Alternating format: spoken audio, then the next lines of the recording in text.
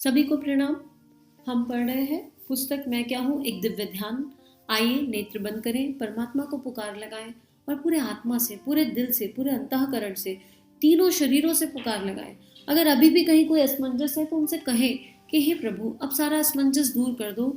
हम मन से, विचार से, वाणी से, कर्म से, भावनाओं से आपको समर्पित होना चाहते हैं। अब ये समर्पण स्वीकार करो, क्योंकि ये समर्पण भी आपकी कृपा के बिना कैसे ही हो पाएगा। तो हे प्रभु, हम सभी का उद्धार करो और हमें हमारे भीतर की दिव्यता का राजमार्ग दिखाओ। इसी भाव से गायत्री मंत्र की वाइब्रेशन पूरे ब्रह्मांड में फैल रही है और अनंत चेतनाओं के जीवन को गुरुदेव का ये साहित्य, ये किताब प्रकाशित कर रही है। ओम भूर्भुवः स्वः तत्सवितुर्वरेण्यं भर्गो देवस्य धीमहि धियो यो नः प्रचोदयात्। अब गुरुदेव ने पिछले स्वाध्याय में बताया था कि एक अच्छी आत्मा के क्या गुण होते हैं, एक जीवंत और जागृत आत्मा को कौन कौन से वस्त्र अच्छे लगते हैं, ठीक है, कौन कौन से गुण अच्छे लगते हैं। दूसरा गुरुदेव ने बताया था, अब तर्क पे मत जाना, अब कोई संसारिक पटवारी बुद्धि मत लगाना यहाँ पर। अगर यहाँ पर पटवारी बुद्धि लगाई तो फिर दोबारा से शुरू करो, फिर तुमको बात अभी तक समझ नहीं आई।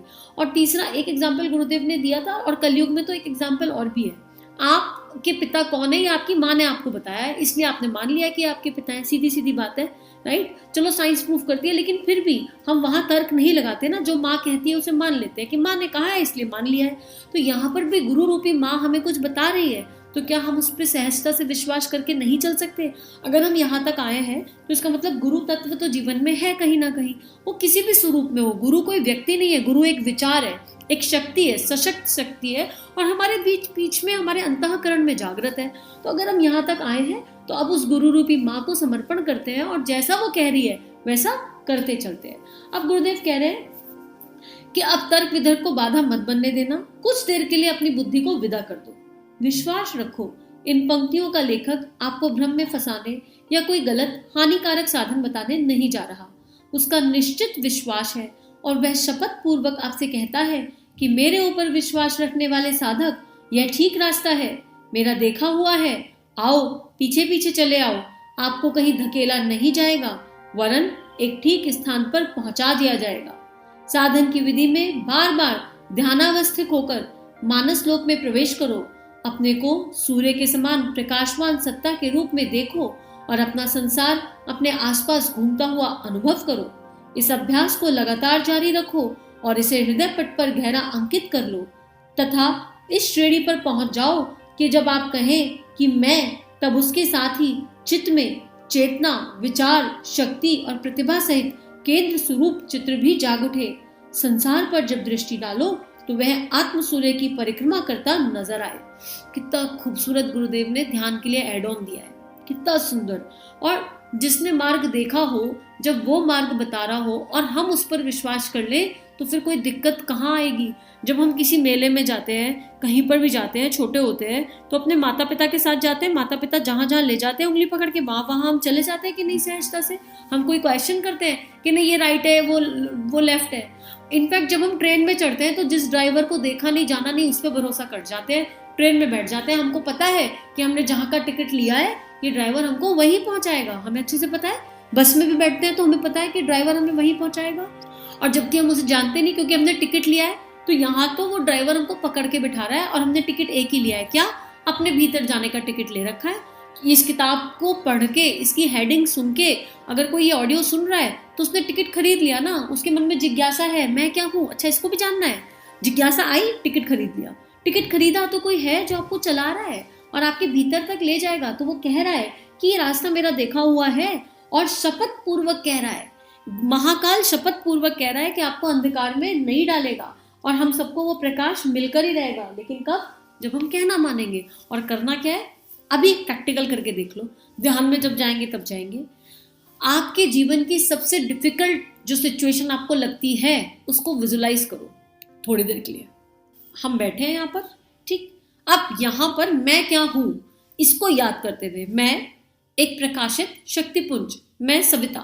अब मेरे जीवन की सबसे डिफिकल्ट प्रॉब्लम जो मुझे फील होती है वो क्या है, वो आपके सामने घूम रही है, ठीक। अब ये देखो, उस प्रॉब्लम में जो सामने घूम रही है उसमें बहुत सारे चेहरे भी सामने घूम रहे हैं, ठीक, बहुत सारे लोग हैं। 2 3 4 होंगे, कुछ ना कुछ तो होंगे। अब ये देखो कि ये प्रॉब्लम आपको एसोसिएट कहाँ जाकर हो रही है। ये जो चेहरे घूम रहे हैं, इनमें आप इन चेहरों का क्या हो?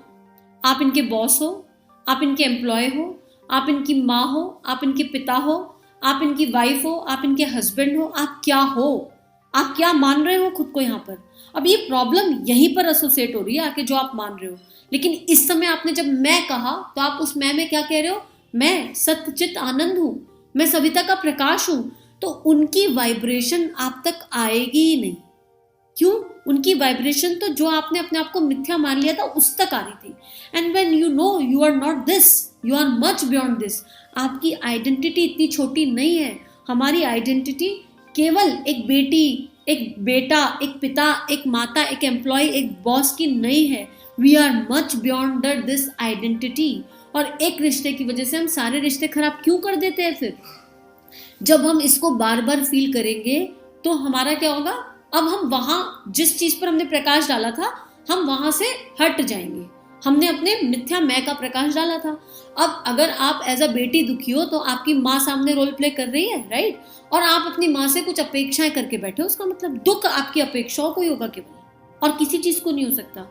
जिस दिन हम एज अ रिश्ता ये जान लें कि हमारा कर्तव्य क्या है, उस दिन हम केवल कर्तव्य पे फोकस करेंगे। और जो कर्तव्य पे फोकस करता है वो इनसाइड देखता है, आउटसाइड नहीं देखता। वो केवल अपने भीतर देखता है। Okay, me playing this role, what is my best कर्तव्य। अधिकार की बात नहीं करता वो, अपेक्षा की बात ही नहीं करता वो। मैं सूर्य केवल अपने कर्तव्य की बात करता है। मैं सूर्य हूं, मेरा काम, मेरा कर्तव्य क्या है? प्रकाश देना, दैट्स इट।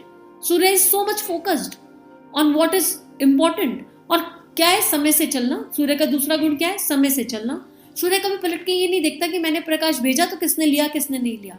सूर्य कभी पलट कर ये नहीं कहता मैंने प्रकाश भेजा तो आपने पलट कर मुझे कुछ दिया कि नहीं दिया, आप मेरी अपेक्षाओं पर खरे उतर रहे हो कि नहीं उतर रहे हो। नहीं देखता ना, उसको नहीं है टाइम इतना सब कुछ करने का।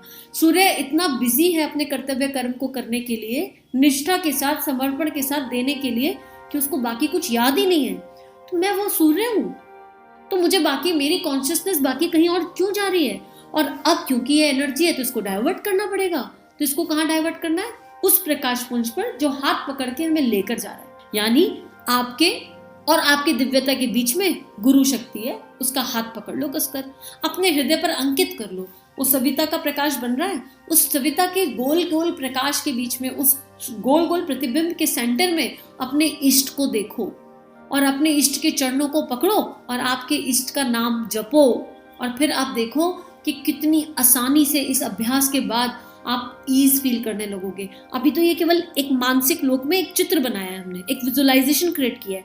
और जब हम इसको ध्यान के साथ, गुरु के आशीर्वाद के साथ करेंगे, तो हमें एक अलग लेवल की डिविनिटी और दिव्यता अभ्यास के साथ अनुभव होने लगेगी।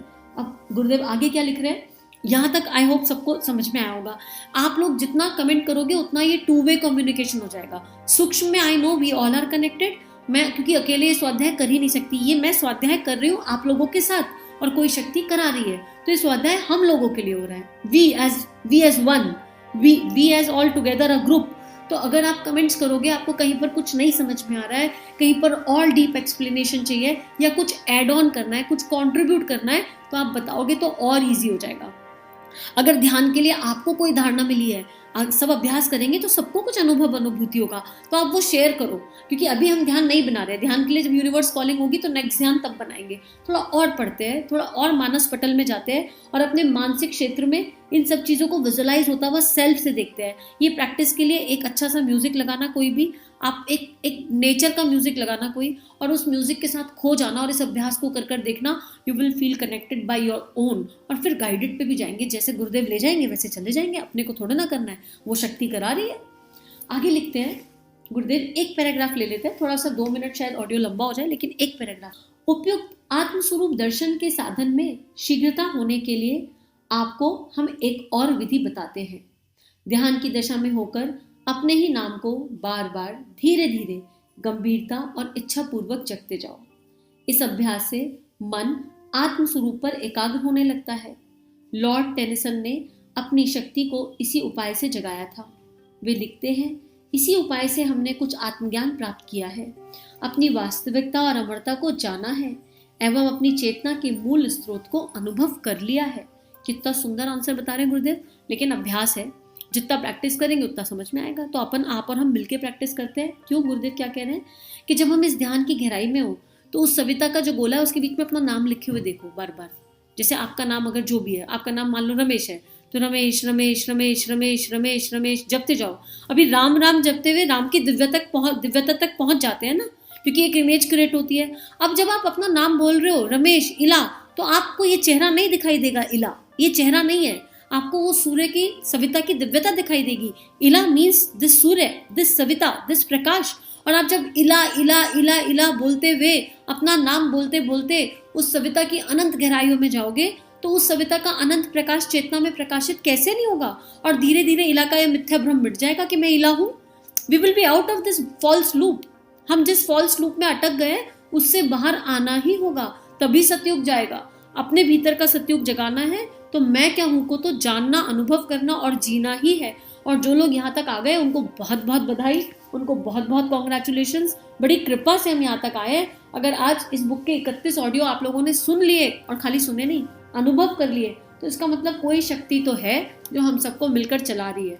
और एक एक जन, अगर आपके अंदर कोई परिवर्तन आया है तो एक एक जन ये संकल्प लेगा कि कम से कम एक एक ऑडियो को 1000 तक लेकर जाएगा। 1000 भी छोटी संख्या है, लेकिन जीवन काल में तो इतना कर ही सकते हैं। 1000 तो मिनिमम है। फिर पूरे जीवन काल अगर आपको कुछ अंतर मिला तो 1000 तक जाएगा, और फिर उन 1000 से यही बात करेगा कि वो आगे 1000 तक जाए, क्योंकि सतयुग लाना है तो इस वाइब्रेशन को, इस ऊर्जा को अनंत तक पहुंचाना है। आज के लिए इतना ही।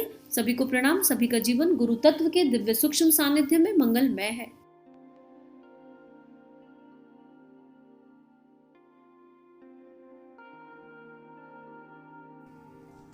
हमारे YouTube चैनल को सब्सक्राइब कीजिए और बेल आइकन पर क्लिक कीजिए ताकि आने वाली सभी वीडियो की नोटिफिकेशन आपको मिलती रहे। आप सभी को बहुत बहुत थैंक यू।